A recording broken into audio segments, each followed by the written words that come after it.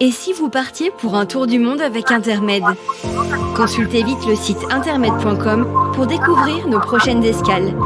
Chaque semaine, plusieurs conférenciers Intermed vous donnent rendez-vous pour une conférence en direct sur une destination regorgeant d'histoire et de culture. Inscrivez-vous gratuitement aux conférences de votre choix et vivez une expérience unique. Alors rejoignez-nous sans attendre et parlez-en autour de vous. Votre tour du monde vous attend.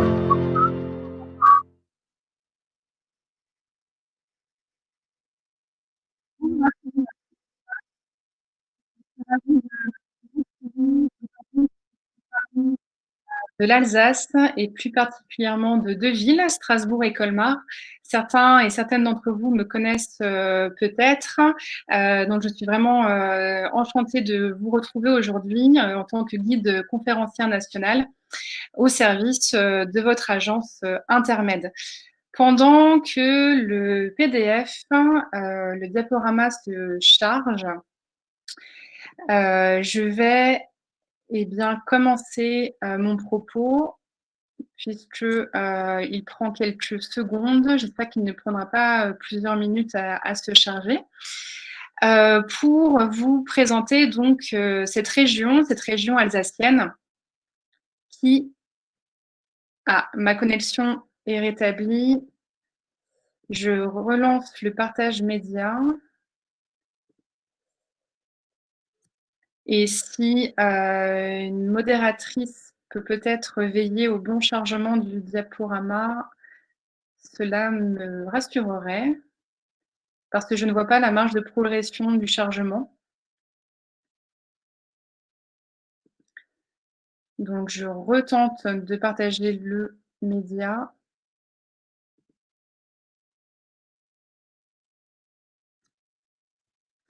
Bien.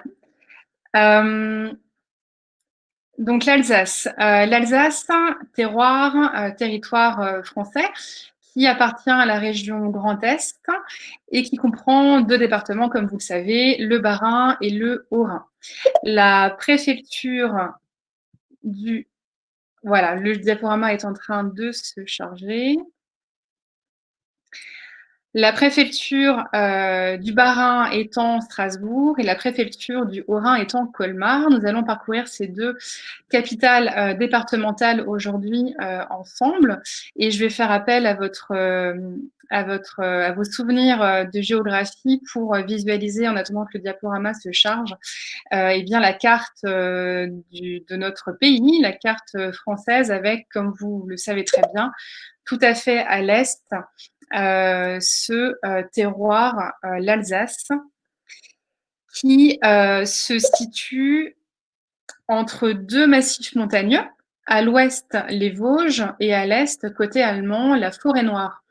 Et vous vous souvenez sans doute que la plaine d'Alsace eh bien, s'étend entre ces 2 massifs et elle s'étend sur environ 30 km de largeur et 160 km de longueur entre les frontières donc allemandes et suisses, qui constitue un bandeau paysager qui est protégé des vents d'ouest qui sont humides par les sommets vosgiens notamment, ce qui fait, comme vous le savez sans doute, de ce territoire un important centre de viticulture, notamment aux environs de Colmar, qui bénéficie de précipitations minimes et d'un ensoleillement maximal une bonne partie de l'année. Vous vous souvenez également, en faisant appel à votre carte mentale, que ce territoire alsacien est bordé à l'est par le fleuve Rhin, qui a véritablement constitué le fleuve nourricier de cette plaine d'Alsace, qui fertilisait cette plaine grâce à ces inondations qui ont été maîtrisées au fur et à mesure de l'histoire de la région, notamment par la construction de canaux et qui a très très tôt incarné une frontière naturelle jusqu'à aujourd'hui. Alors, en attendant le diaporama, je vais continuer en tant qu'Alsacien, pas de souci, oui, j'imagine, pour visualiser les choses. Avec, un tout petit peu d'histoire, avant, finalement de commencer notre visite virtuelle, des rues, de la ville de Strasbourg, puisque nous allons commencer par Strasbourg. Strasbourg qui bénéficie d'une très longue histoire et d'un patrimoine exceptionnel qui, lui valent d'être classé au patrimoine mondial, par l'UNESCO. En 58 avant Jésus-Christ, l'Alsace devient romaine et elle doit aux Romains précisément son réseau de routes, son cadastre et la création de cités comme celle de Strasbourg qui s'appelait alors Argentoratum en l'an 12 avant Jésus-Christ. Cette cité a été, voilà notre diaporama. Merci Béatrice. Donc, je vais reprendre les choses très brièvement pour vous montrer cette carte de l'Alsace, avec la plaine au centre, bordée à l'ouest par les Vosges et à l'est, côté allemand, par la forêt noire. Nous démarrons avec Strasbourg et j'étais en train de vous parler de ce premier camp romain établi sur une cité celte qui avait été établie 300 ans auparavant. Donc, je vous le disais, la frontière naturelle s'appelle le Rhin, prend la forme d'un fleuve et le Rhin va très rapidement matérialiser une frontière contre ceux que les Romains appellent les barbares. Strasbourgum, puis Strasbourg, la ville des routes, littéralement, va être saccagée en 355 par les Alamans. L'empereur Julien va reconquérir la ville en 357 lors de la bataille de Strasbourg, mais en 406, les gens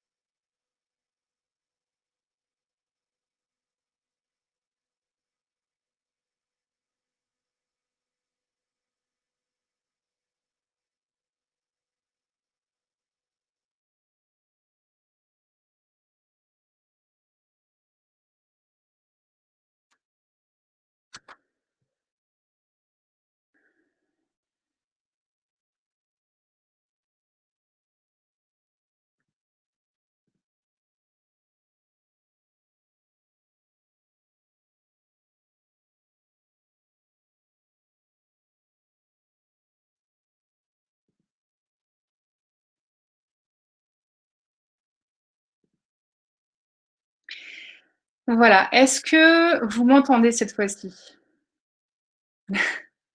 Alors, Denis Viette m'entend, Dominique aussi, Christine. Ok, très bien. On reprend les choses. Désolée pour ce petit couac. Alors, je reprends mon propos en accélérant un petit peu. Donc, on était en train de parler des ponts couverts que je vous remontre. Pont couvert qui faisait partie d'un ensemble fortifié remontant au XIIe et XIIIe siècle et que l'on peut voir aujourd'hui au sud de ce que l'on appelle la grande île de Strasbourg, l'île formant le cœur de la ville. Cœur de la ville au sein duquel, bien évidemment, se trouve la cathédrale Notre-Dame, que je vous montre ici de haut, et qui va être le premier joyau d'architecture et de sculpture, notamment que vous pourrez visiter ou revisiter à Strasbourg lors d'un voyage avec Intermed, sachant que l'art gothique donc, fait irruption en Alsace vers 1230, depuis, comme vous le savez, depuis l'Île-de-France, et l'essor des villes va permettre à cet art gothique de s'imposer rapidement. Emblème de cette intense activité architecturale, la nef de Notre-Dame de Strasbourg, qui est proche de celle de Reims et de Paris, et qui consacrera le génie de son architecte le plus fameux, Erwin von Steinbach, mais également de ses autres maîtres d'œuvre. La cathédrale de Notre-Dame de Strasbourg est construite en grès rose, un matériau qui revêt au soleil couchant une couleur unique, comme vous pouvez le voir sur cette photo, et elle s'élève sur le cycle d'un temple païen, peut-être remplacé par une église dès le IVe siècle, puis par une cathédrale carolingienne. En 1015 sont posées les premières pierres d'une basilique romane, dont seule subsiste une partie de la crypte, car en effet, la cathédrale Notre-Dame a été plusieurs fois incendiée, comme beaucoup d'édifices religieux, et Notre-Dame va être reconstruite dans un style gothique, un chantier qui va être lancé en 1190 et qui va durer 250 ans. Les maîtres d'œuvre s'y succèdent, accompagnant l'évolution de l'architecture sacrée, de la fin du roman au gothique flamboyant. Et les travaux vont officiellement prendre fin en 1439, quand la flèche sera achevée. La façade principale de la cathédrale Notre-Dame est la façade occidentale. Elle est réalisée à partir de 1276 par Erwin von Steinbach. D'abord sous l'influence du gothique rayonnant français. Vous reconnaissez sur cette façade un portail monumental qui vous montre la même tripartition que sur la façade de Notre-Dame de Paris. Ce portail monumental central est surmonté d'une rose et est flanqué de porches latéraux qui, eux, sont coiffés de tours quadrangulaires évoquant également Notre-Dame de Paris. Et ces deux tours, aujourd'hui, sont reliées par une paroi qui a été érigée à la toute fin du XIVe siècle et qui comble donc le vide qu'il y avait entre ces deux tours. L'un des morceaux de bravoure de cette cathédrale Notre-Dame, c'est sa flèche, dont la conception démarre en 1402, grâce à un nouveau maître d'œuvre, Ulrich Enzinger, qui va réaliser les plans de la flèche, qui sont très audacieux et qui relèvent du style flamboyant, comparable à celui des grandes églises de l'Empire germanique, et qui prend la forme d'un octogone, donc installé sur la plateforme de la tour nord, un octogone cantonné de 4 tourelles d'escalier et qui va être couronné, comme vous le voyez sur cette photo. On voit très bien le profil de la flèche, pardon. Donc un octogone qui est surmonté d'une pyramide à 8 pans, portant l'édifice, la hauteur de l'édifice, à 142 mètres en l'an 1439. Cette cathédrale Notre-Dame est couverte d'un décor sculpté foisonnant. Je vous montre les deux œuvres sculptées peut-être les plus fameuses de cette cathédrale, dont les originaux sont à voir au musée de l'œuvre Notre-Dame. L'œuvre Notre-Dame qui, au Moyen-Âge, avait la responsabilité justement de la maîtrise d'ouvrage, donc de commander la construction, la rénovation et qui aujourd'hui, eh bien, abrite, ce que l'on appelle le musée de l'œuvre Notre-Dame, la maîtrise d'ouvrage revenant, comme vous vous en doutez sans doute, à la direction régionale des affaires culturelles. Donc ces 2 œuvres sculptées représentent l'église et la synagogue. Elles remontent aux années 1220 et elle vous montre dans un style extrêmement longiligne, avec des drapés qui collent au corps, qui montrent déjà un regard établi et confirmé sur l'art antique que l'on redécouvrait pendant cette première Renaissance, qu'on appelle dans l'Est le style 1200. Eh bien, ces 2 figures qui proviennent du portail sud de la cathédrale Notre-Dame, qui montrent donc 2 figures de l'art chrétien, l'Église victorieuse qui se dresse fièrement à côté de la synagogue qui a les yeux bandés et sa lance brisée, la nouvelle foi triomphant de l'ancienne foi, donc le christianisme triomphant du judaïsme. Devant l'érection de cette cathédrale dans un style extrêmement notable, admirable, eh bien, on constate cette fois-ci la construction d'édifices plus modestes. Cette balade aujourd'hui nous mène maintenant devant l'église Saint-Thomas, qui s'inscrit dans ce mouvement de construction d'églises plus modestes, dont les commanditaires étaient soucieux de renoncer à tout décor superflu pour mieux favoriser la vie contemplative. Et ce mouvement est porté par les ordres mendiants, qui vont faire édifier, à partir du tout début du XIVe siècle, des bâtiments simples et austères, qui sont influencés par le modèle français des églises halles et qui sont vouées à la prédication des ordres mendiants. Cette église Saint-Thomas en est le parfait exemple à Strasbourg.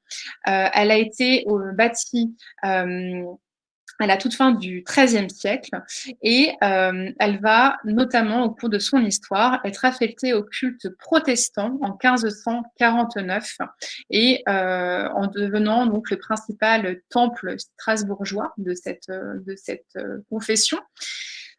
Et cette église, elle est connue pour abriter eh bien, un monument funéraire de grande envergure, puisqu'il s'agit du monument funéraire du maréchal Maurice de Saxe, un chef-d'œuvre de Jean-Baptiste Pigalle remontant à l'année 1777. Le maréchal Maurice de Saxe, qui ne pouvait pas être inhumé à sa mort dans la capitale du royaume catholique, donc dans la capitale qui répond au nom tout simplement de Paris, et qui va être donc envoyé reposer dans la ville protestante du royaume français d'alors, à savoir Strasbourg. Strasbourg qui avait en effet, elle s'était la réforme initiée par Martin Luther en 1517 et appliquée en Alsace par Martin Bucer.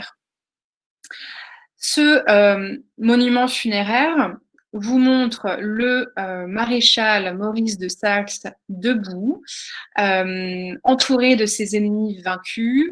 Cette image, je vous le note, est fragmentaire. Elle ne vous montre pas l'intégralité du monument, mais sur ce monument figure le lion hollandais, le léopard anglais et l'aigle autrichien, que l'on voit directement à la droite du maréchal, derrière lui. Une allégorie de la France éplorée, sous la forme donc d'une femme à la poitrine opulente, au visage penché vers la gauche, dans un signe donc de tristesse, le retient par la main et repousse la mort que l'on voit tout à fait en bas à droite de cette image qui invite le maréchal à descendre dans la tombe. Si l'on revient aux abords de la cathédrale Notre-Dame, on déambule sur la place de la cathédrale.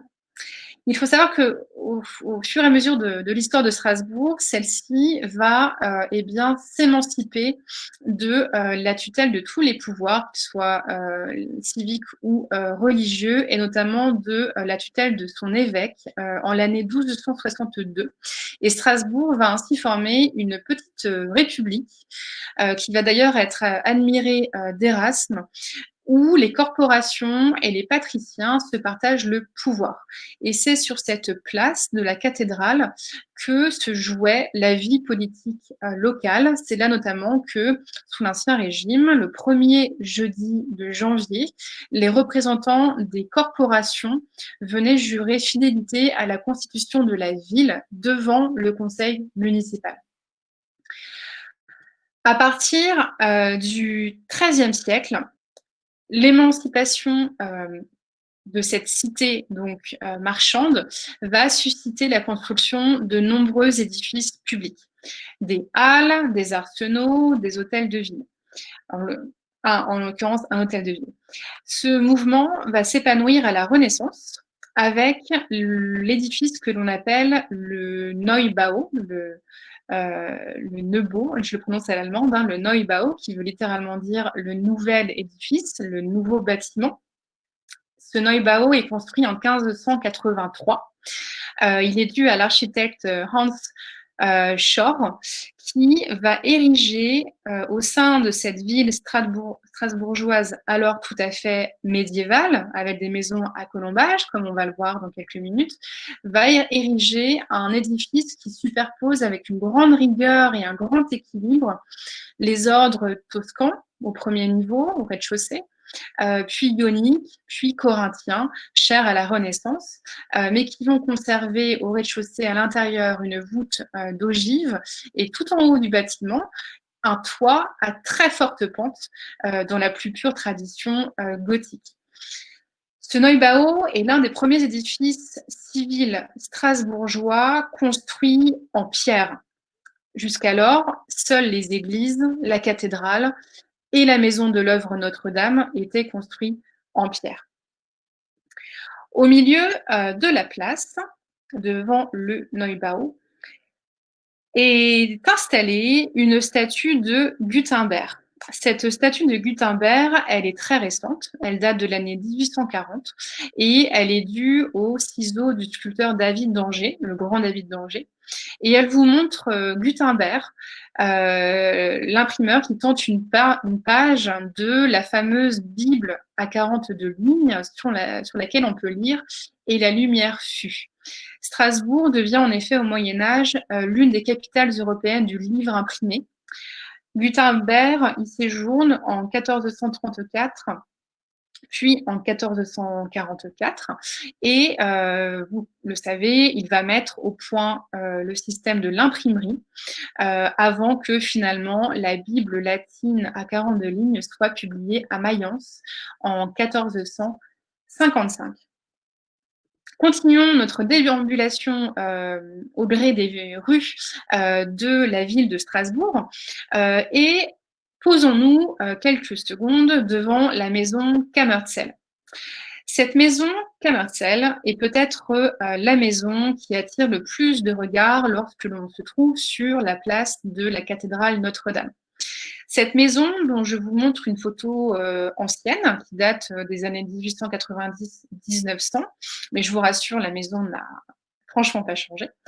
Cette maison est bâtie en 1589, donc à la toute fin du XVIe siècle, sur un rez-de-chaussée gothique qui, lui, date de l'année 1467, et elle est bâtie pour le compte d'un riche marchand de fromage, Martin Braun. Donc, je vous l'ai dit, Strasbourg était une ville extrêmement féconde, extrêmement prospère, due à son commerce, notamment à son artisanat par ailleurs. Cette maison, Kammerzell, ne porte pas le nom de Braun, elle porte le nom de l'épicier qui l'a achetée au milieu du XIXe siècle. Cette maison, elle est tout à fait typique des maisons que l'on rencontre dans la ville de Strasbourg, des maisons anciennes, mais également des maisons que l'on peut rencontrer dans les rues de Colmar, comme on le verra dans quelques minutes. Elle comporte 4 étages, 3 étages principaux et un étage dans les combles, à l'intérieur de l'espace formé par le toit. Les 3 étages principaux sont percés de 75 fenêtres en cul de bouteille. Vous savez, ce type de verre qui provoque un effet loupe dans les fenêtres. Et les parois, les murs de cette maison sont parés d'un colombage très, très richement ornementé, fait de sculptures qui illustrent des thèmes religieux, les preux, les vertus théologales, mais également des thèmes profanes comme les cinq sens, le travail, les âges de l'homme. Sur le pignon, alors là, je vous invite à regarder au fond de la maison, sur le toit, vous voyez une lucarne. La dernière lucarne, eh bien, il y a un petit pignon qui dépasse et on distingue une poulie. Une poulie qui est toute petite sur la photo, mais qui servait à faire monter les réserves au grenier. Cette maison, elle a comme autre mérite de vous montrer un élément architectural qui est typique des temps médiévaux, notamment en Alsace et même en Allemagne, que l'on appelle l'encorbellement. L'encorbellement, permet aux propriétaires des maisons de gagner en surface, hein, puisqu'en fait, l'encorbellement est ce principe de construction selon lequel les...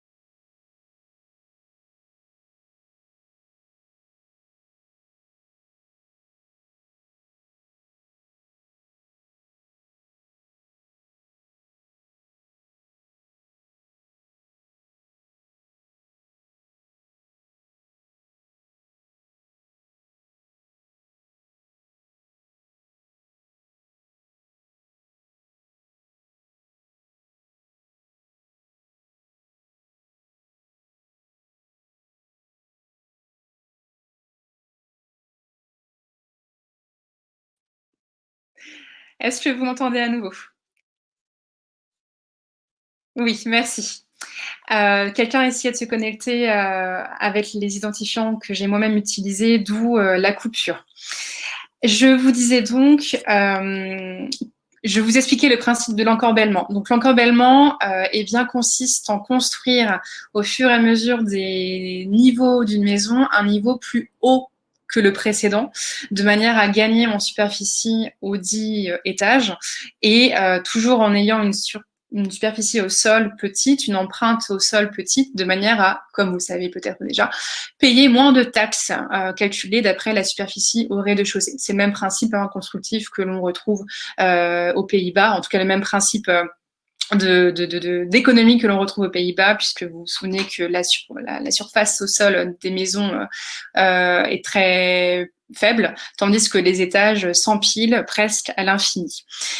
Donc cette maison Camertsel, et j'ai vu effectivement un commentaire qui déplore le fait qu'on n'ait pas de vue de détail, mais j'ai préféré vous montrer cette vue puisque elle vous montre véritablement l'ampleur du volume déjà de la maison. Une maison très grande, très volumineuse, avec un décor extrêmement couvrant et riche. Et ainsi, cette maison illustre parfaitement la prospérité que connaît l'Alsace sous l'Ancien Régime, grâce, je l'ai dit, à sa production commerciale, son artisanat et sa production agricole, en céréales et en vin notamment, mais également grâce à ses mines d'argent. Cette richesse donc transparaît dans la qualité des grandes demeures bourgeoises, telles cette maison à Strasbourg, mais également, comme on va le voir dans quelques minutes à Colmar, grâce à la maison des Têtes. Si l'on continue notre déambulation à partir de la place de la cathédrale, on arrive au numéro 22, rue des Hallebardes, qui jouxte directement la maison Camertsel. Cette maison est la première maison Renaissance de Strasbourg. Elle a été bâtie en 1528. Vous retrouvez le principe de l'encorbellement et des colombages. Et on sait qu'elle date de 1528 et on sait qu'elle a été commanditée par Conrad Johann de Mundolsheim, puisque toutes ces informations figurent sur une console en grès portant l'encorbellement à l'angle de la maison, à l'angle de rue, juste à gauche de la plaque portant le nom de la place de la cathédrale. Dirigeons-nous maintenant vers le sud-ouest de cette place de la cathédrale pour arriver au quartier que l'on appelle la Petite France. Dans le nom des rues de Strasbourg, on devine très facilement les multiples corporations qui œuvraient à la prospérité de la ville. Les tonneliers, les serruriers ou encore les merciers. Le siège de la corporation des tanneurs, lui, se tient dans le quartier de la Petite France et ce siège-là, eh bien, était installé dans la maison que vous voyez au fond du cours d'eau. Cette maison à crépi blanc, bardée de colombage, vous allez me dire, comme toutes les maisons qui l'entourent, mais vous décelez des petits rideaux rouges qui donc vous indiquent le siège de la corporation des tanneurs.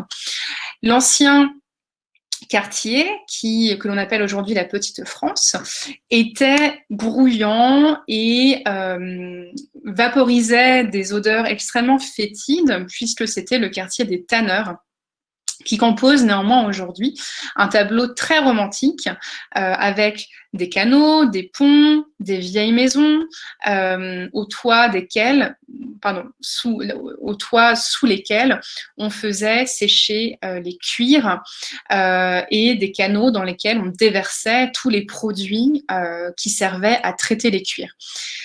C'est d'ailleurs la création d'un hospice destiné à recevoir au XVIe siècle des soldats qui étaient atteints de maladies vénériennes, des maladies vénériennes que l'on désignait sous le charmant vocable de mal français, que l'on a commencé à appeler ce quartier la Petite France, un vocable qui perdure, qui a perduré et qui attire énormément de visiteurs. Et peut-être avez-vous eu le plaisir de vous balader dans ce quartier extrêmement charmant. En 1621, l'Alsace devient l'un des principaux théâtres de la guerre de 30 ans, à l'issue de laquelle elle rejoindra le royaume de France. La ville libre de Strasbourg capitule en 1681, donc vous vous souvenez, la ville, vous vous souvenez de la date de 1262, la ville de Strasbourg est restée libre extrêmement longtemps et la cathédrale va être rendue au culte catholique. La ville de Strasbourg va devenir le siège de l'intendant du roi. Elle devient donc la capitale politique et administrative de la province.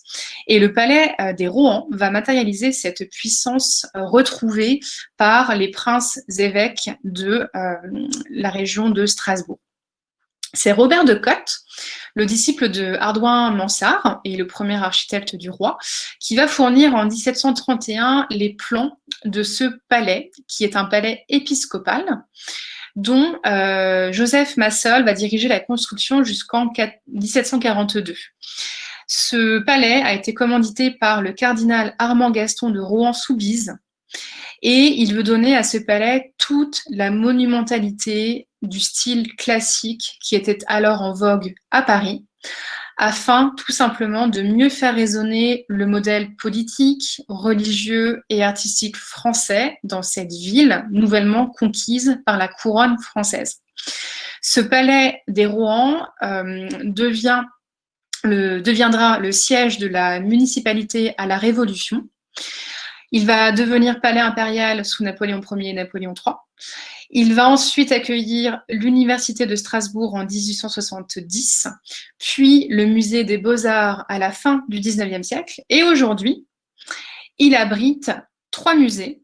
Le Musée des Arts décoratifs, le Musée des Beaux-Arts, dans lequel vous avez peut-être déjà eu le plaisir d'admirer les natures mortes d'un peintre strasbourgeois qui répond au nom de Sébastien Stoskopf. Vous voyez, dès lors que je prononce les mots allemands à la française, je n'y arrive plus. Donc une magnifique nature morte qui joue sur la transparence des verres et qui est visible au Musée des Beaux-Arts qui est le voisin du musée archéologique au sein de ce palais des Rohan. Continuons notre balade géographico-historique, ou l'inverse, à travers l'espace et le temps, pour nous arrêter cette fois-ci devant le palais du Rhin. La guerre de 1870 va rendre Strasbourg aux Germaniques. C'est l'époque du Reichsland entre 1871 et 1914 qui démarre. Le gouvernement prussien va décider de construire au nord et à l'est de l'ancienne ville qui est enserrée dans la grande île, sur la grande île. Donc là, on passe un bras de la rivière l'île, justement. On se dirige toujours plus vers le nord et vers l'est, et on arrive dans un nouveau quartier construit sous domination prussienne. Ce nouveau quartier va atteindre la superficie de 400 hectares et le Palais du Rhin, qui est dessiné par le Berlinois Hermann Egert sur la place de la République entre 1883 et 1889, en est l'un des emblèmes. Ce palais devait servir de résidence strasbourgeoise à Guillaume Ier, l'empereur, lors de ses passages en Alsace, mais l'empereur prussien mourut avant la fin du chantier. Et vous voyez sur cette bâtisse extrêmement imposante, à l'ordre monumental, donc une façade centrale qui présente un avant-corps d'inspiration antique surmonté d'un dôme.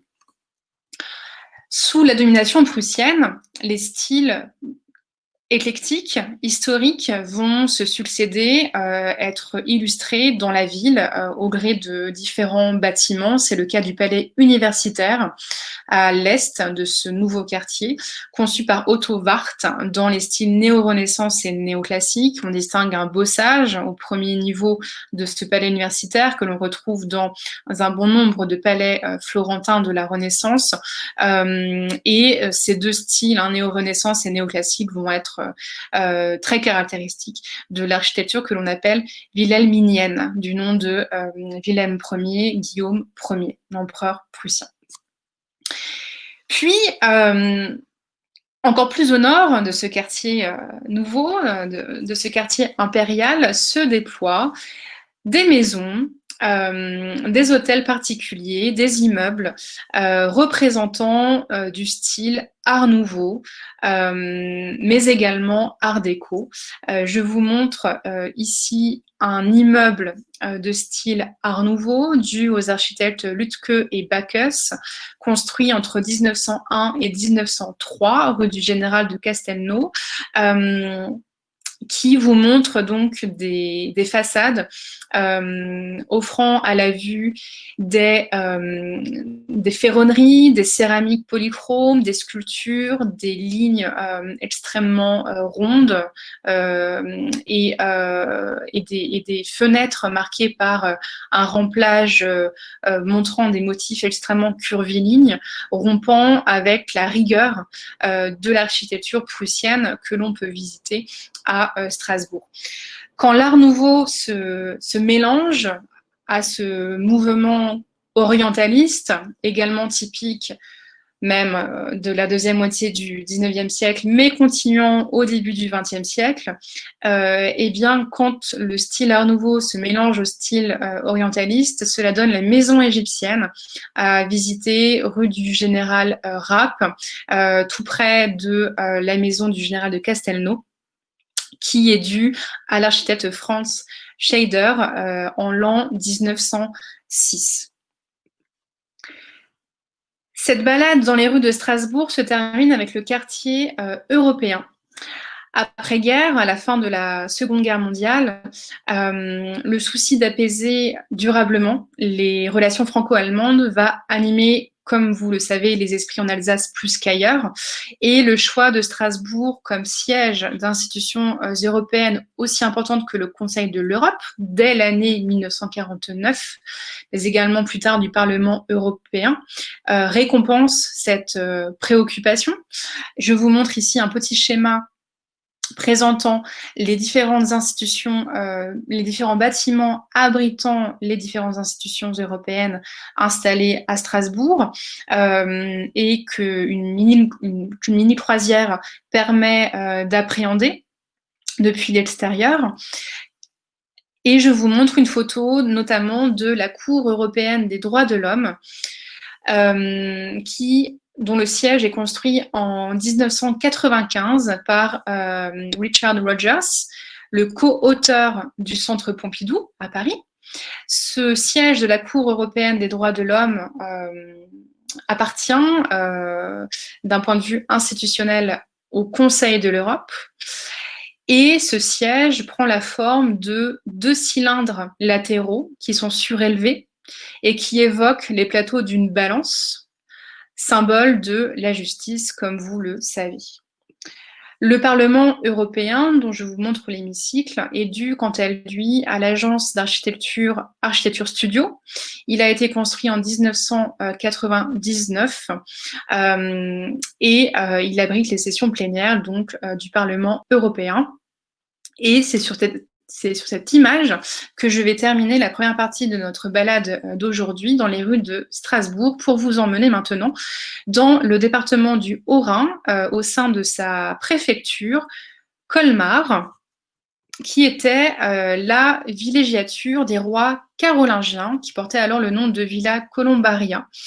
Villa Colombaria qui est mentionnée pour la première fois en 823. Donc vous l'entendez, une histoire plus récente que celle de la ville de Strasbourg. Colmar, néanmoins, va connaître à son tour une très grande prospérité dans un cadre légal différent de celui de Strasbourg, puisque vers 1220, Colmar va obtenir de Frédéric II de Hohenstaufen, qui était alors l'empereur du Saint-Empire romain germanique, le statut de ville impériale et le droit de s'entourer de remparts. Dès le XIIIe siècle, Colmar va accueillir de nombreuses communautés religieuses et sa position entre le Rhin et les Vosges va renforcer son économie. Elle produit, comme Strasbourg, des denrées agricoles et elle va surtout s'affirmer rapidement comme un centre d'exportation des vins d'Alsace et s'enrichir par ses foires. Je vous montre ici un tableau représentant le couvent des Unterlinden qui date de 1838, qui est visible au musée Unterlinden, musée installé dans le couvent des Dominicaines qui avait été fondé au XIIIe siècle au nord de Colmar. Cette fois-ci, on débute notre balade dans les rues de Colmar par le nord, au lieu-dit Unterlinden, qui veut dire sous les tilleuls. Ce monastère va devenir l'un des plus importants d'Alsace et au XVe et XVIe siècle, un des piliers de la mystique rhénane. Et vous en avez sans doute entendu parler de ce musée Unterlinden, puisqu'il abrite le joyau de l'art rhénan, à savoir le retable d'Issenheim, dont on attribue les sculptures sur bois à Nicolas de Haguenau vers 1500 et les peintures à Matthias Grunewald entre 1512 et 1516. Ce chef-d'œuvre du gothique tardif fut exécuté pour la commanderie des Antonins d'Issenheim qui accueillait des pèlerins qui étaient malades. Ils souffraient du mal des ardents, autrement appelé le feu de Saint-Antoine, qui est en vérité une intoxication par l'ergot de seigle, qui provoquait de grandes douleurs, mais également des visions, des hallucinations. Et les malades priaient devant ce polyptyque qui était posé sur le maître-autel de la chapelle, dans l'attente d'une guérison miraculeuse. Les panneaux du retable s'ouvrent à plusieurs reprises et laissent voir 3 cycles iconographiques exceptionnels. Là, vous le voyez fermé et vous avez sous les yeux une crucifixion, intense incarnation de la douleur par excellence, qui est visible dans les plaies du Christ à vif, comme les plaies dont souffrent les malades de l'ergotisme gangreneux. Et quand on ouvre ce retable, on arrive devant un autre cycle iconographique, l'incarnation du Fils de Dieu, avec l'Annonciation à gauche, le concert des anges au centre et la Nativité, avec à droite, pour terminer, une résurrection. Et quand on continue, on arrive sur les sculptures de Nicolas de Haguenau, avec à gauche la visite à Saint-Paul l'Ermite et à droite la tentation, puisque les malades invoquaient Saint Antoine pour être guéris miraculeusement. L'autre joyau de la ville de Colmar est l'église des Dominicains, bâtie entre 1283 et 1346. Cette église a été transformée en halle au blé à la Révolution, rendue au culte en 1898, restaurée entre 1981 et 1993. Donc vous avez sous les yeux un édifice extrêmement propre et qui reflète, dont l'architecture est extrêmement simple, reflète le vœu d'humilité de l'ordre mendiant des Dominicains. Vous assistez à une architecture constituée de frêles colonnes sans chapiteaux qui délimitent la nef et qui est une nef qui abrite le chef-d'œuvre de Martin Schongauer, la Vierge au buisson de roses, qui date de 1473. Martin Schongauer, artiste local, dont les gravures seront diffusées dans toute l'Europe et qui inspireront même Albrecht Dürer, ainsi que son disciple Hans Baldung Grien. L'église Saint-Martin est le deuxième édifice gothique le plus volumineux en Alsace après la cathédrale Notre-Dame de Strasbourg. Donc il s'agit d'un autre joyau architectural de la ville de Colmar qui donc signe le triomphe également du style gothique dans cette ville à partir de 1250, même un peu avant, puisque le chantier de cette église démarre en 1234. Après, encore une fois, l'incendie de l'édifice roman. En 1354, l'histoire de Colmar évolue, puisqu'elle va se liguer avec 9 autres villes alsaciennes d'Empire au sein de ce que l'on appelle la Décapole, une association politico-militaire de 10 villes qui sont dotées d'une très large autonomie. On compte au sein de cette Décapole Colmar, Sélestat ou encore Turkheim. Cette ligne va perdurer jusqu'au XVIIe siècle et elle va être dissoute, tout comme la liberté de la ville de Strasbourg à l'issue de la guerre de 30 ans. Pendant cet intermède, au XVe, au XVIe et au début du XVIIe siècle, à nouveau, Colmar, comme Strasbourg, va connaître un véritable âge d'or. Et comme souvent, cet âge d'or se manifeste, se traduit par de l'architecture. Vous êtes devant la Kaufhaus, une maison de commerce qui fut très longtemps le siège administratif et économique de Colmar. Le rez-de-chaussée du bâtiment, qui date de 1480, abritait des entrepôts et les bureaux de la douane, tandis que le Stadtmeister, littéralement le premier magistrat, le maître de la ville, le premier magistrat urbain, ainsi que les échevins, les représentants de la Décapole, ainsi que le tribunal, siégeaient à l'étage. Ce bâtiment reçoit à son angle un escalier à pans coupés que vous discernez à gauche, tandis que la très charmante galerie de bois à l'étage a été ajoutée au XIXe siècle. La maison Pfister est bâtie en 1537 par un riche chapelier venant de la ville de Besançon. On retrouve, comme sur la maison précédente, et on en trouve beaucoup à Colmar, un escalier à l'angle, un escalier à pans coupés de forme octogonale. Et on distingue ici, sur cette façade, à l'autre angle du bâtiment, à droite cette fois-ci, ce que l'on appelle un oriel. Un oriel, c'est une avancée qui fait balcon et qui prolonge les pièces principales du logis. Donc, encore une fois, pour gagner de la surface. Cet élément architectural est très très visible dans la ville de Colmar et on le retrouve sur la fameuse maison des Têtes, un témoignage à nouveau de la prospérité colmarienne du XVIIe siècle, puisque cette maison a été élevée en 1609 par l'architecte Albrecht Schmidt pour à nouveau un marchand, répondant au nom de Anton Burger, qui était Stadtmeister, le maître de la ville, entre 1626 et 1628. Ce mur, cette façade principale, que l'on appelle mur pignon, du fait de la forme triangulaire du haut de ce mur, est agrémenté d'un oriel couvrant 2 niveaux et cette oriel est vitrée, 2 niveaux de la maison, tandis que le toit, lui, est couvert de volutes. Vous distinguez des petits éléments architecturaux décoratifs qui font saillie sur le toit de cette maison. Et tout à fait en haut, on peut voir, en vrai, le tonnelier alsacien qui a été sculpté par Bartholdi en 1902 et qui ricane du haut de la maison. Lors de la guerre de 30 ans, Colmar va passer sous protection française et va être rattaché à la France en 1679.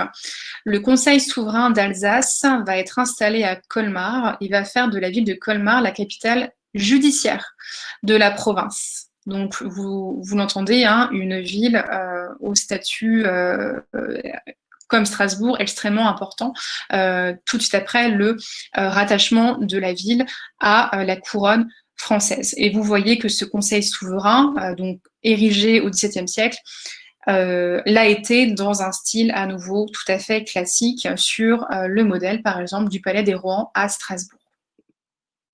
Nous terminons notre balade du jour, notre balade virtuelle, devant la réplique de la liberté éclairant le monde, qui est visible à Colmar, à l'extérieur de la vieille ville, au bord de la départementale 83, très précisément, pour évoquer l'histoire de la fin du XVIIIe, celle du XIXe siècle à Colmar, puisque Colmar va bénéficier d'une révolution industrielle très précoce à partir des années 1770 qui va relancer son économie. Et dans les années 1840, ces manufactures textiles vont exporter dans l'Europe entière. Et l'architecture, d'ailleurs, va être marquée par la création de cités ouvrières qui poussent dans les faubourgs de la ville de Colmar. Cette voie vers l'industrialisation de la ville, de la région, nous mène finalement par comparaison assez opportuniste de ma part, vers la sculpture industrielle, la sculpture de métal, et vers la figure de Frédéric Auguste Bartholdi, qui a vécu entre 1834 et 1904 et qui était un sculpteur colmarien. Comme vous vous en souvenez, en 1884, en souvenir de l'indépendance des États-Unis, la France va remettre au peuple américain la statue de la liberté éclairant le monde que Bartholdi avait conçue et réalisée avec Gustave Eiffel. Et c'est en 2004, pour le centenaire de la mort du sculpteur, qu'une réplique en résine mesurant 12 mètres de hauteur a été érigée à l'entrée nord de Colmar. J'ai mentionné il y a quelques minutes le tonnelier alsacien. Il faut savoir que, au gré des rues colmariennes, eh bien, l'on peut voir un bon nombre d'œuvres réalisées par Bartholdi, comme le Petit Vigneron sur la rive de l'Or, la rivière, une fontaine de la place de l'Ancienne Douane, une statue de Jean Rapp, etc., etc. Autant d'œuvres que j'aurai plaisir à vous montrer lors d'un prochain voyage en Alsace. Je m'arrête là. J'espère que vous avez eu l'occasion d'entendre la fin de mon propos. Et je crois qu'il nous reste quelques minutes pour que je réponde éventuellement à vos questions.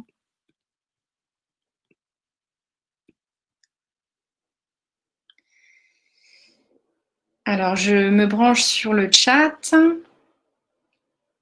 Merci à vous pour votre attention. Merci pour tous vos commentaires positifs.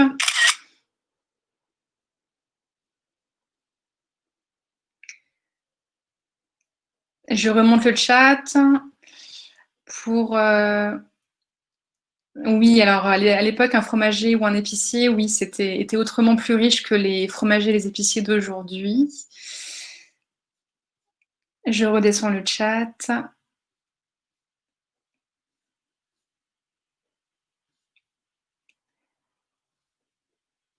Donc, je m'excuse à nouveau pour les petits problèmes techniques. Merci de votre patience. À quelle période nous conseillez-vous d'y aller? Alors en Alsace, j'ai pas parlé du climat, c'est vrai. Le climat alsacien n'est pas strictement continental, il est plus doux que le climat allemand ou d'Europe centrale. Néanmoins, les hivers, ils sont très rigoureux. Moi, je conseille d'y aller au printemps. Ou éventuellement à l'automne. L'été, il fait très chaud, il peut faire assez humide, je trouve. Donc, je pense que les intersaisons sont les plus favorables. Sauf si, évidemment, vous voulez profiter des marchés de Noël qui pullulent en Alsace, comme vous le savez. Et là, c'est un autre plaisir dont on peut, je l'avoue, difficilement se passer. Surtout quand on veut s'acheter des gâteaux de Noël, bien évidemment. L'alsacien est encore parlé aujourd'hui, oui, tout à fait. Alors, évidemment, au sein des aînés, des familles, à savoir que l'alsacien est l'héritier de cette langue alémanique due à cette première invasion barbare par les Alamans. Donc, l'alsacien n'est pas forcément complètement compris par les Allemands, puisque l'allemand ne descend pas de l'alémanique, même si bien évidemment, au fur et à mesure de cette histoire évolutive d'un côté français vers le côté allemand et vice-versa, l'alsacien s'est beaucoup mélangé à l'allemand, ce qui donne beaucoup de vocables allemands et une grammaire assez germanisante au sein de l'alsacien. Oui, avant d'être française, l'Alsace a été allemande. Elle a été pour la première fois germanique à la fin du Xe siècle, quand elle a été incorporée au Saint-Empire romain germanique. Elle a ensuite été allemande à l'issue des guerres de Napoléon III contre la Prusse. Et entre deux, a été réannexée, enfin, en tout cas à la fin de la guerre de 14-18, puisque après avoir été sous la domination du Saint-Empire romain germanique au Moyen-Âge, la ville de Strasbourg a été libre, donc n'appartenait pas à la couronne française.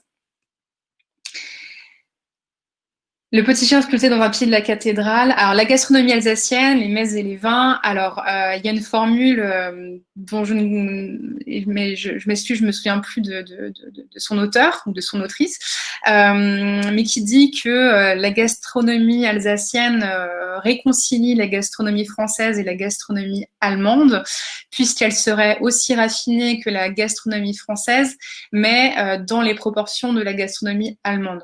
Donc, on mange très bien en Alsace. C'est une gastronomie très, très roborative, je ne vais pas vous le cacher. Beaucoup de viande de porc.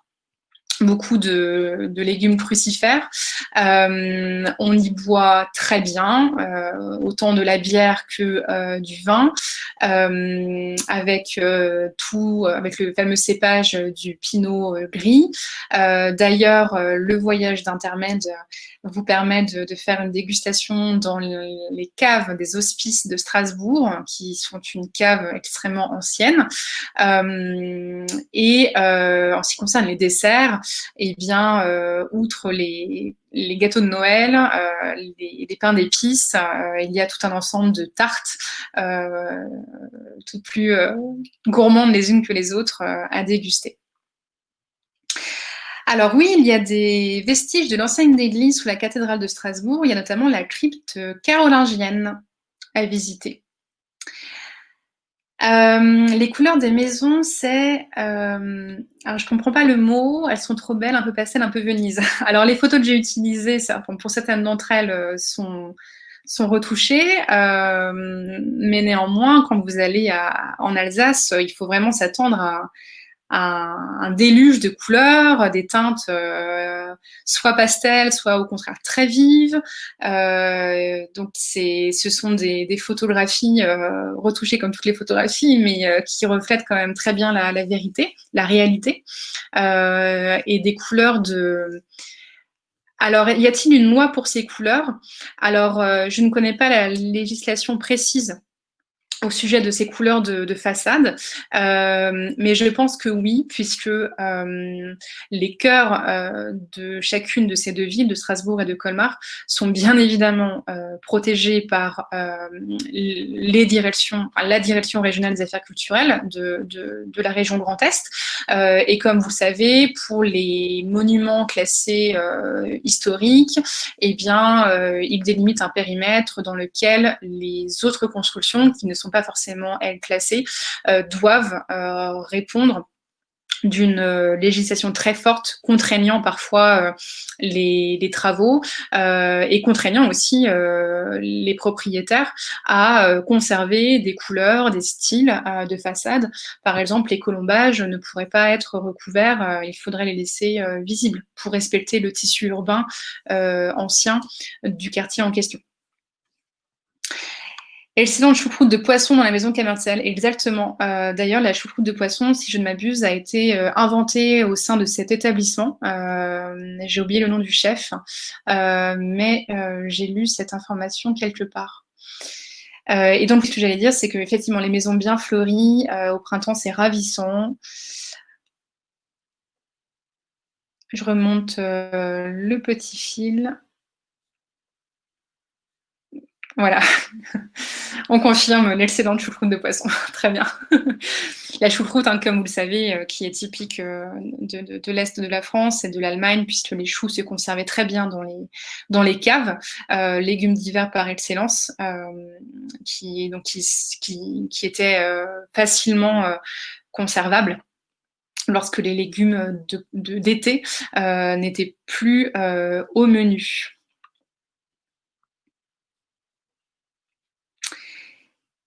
Bien. Je suis vraiment ravie de tous vos commentaires. Oui, oui, avec la Covid, il y a moins de touristes étrangers, hein. C'est le seul avantage. Nous, on peut plus aller à l'étranger en tant que Français, mais c'est vrai que c'est le moment rêvé pour visiter les grands sites de France, surtout le quartier de la Petite France à Strasbourg, qui doit être assez désert.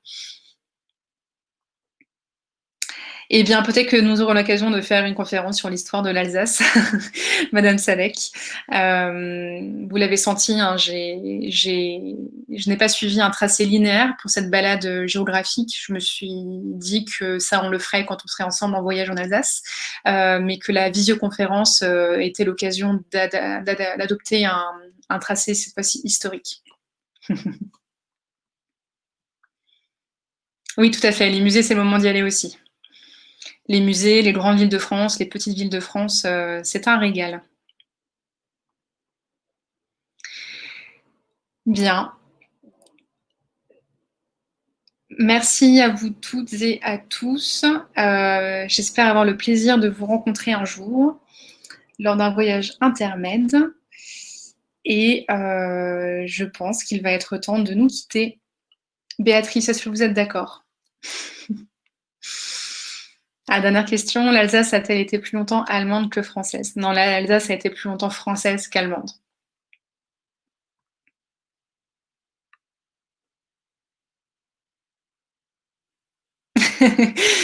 Merci Béatrice. Bien. À bientôt, j'espère. Au revoir à toutes et à tous. Bonne fin de journée.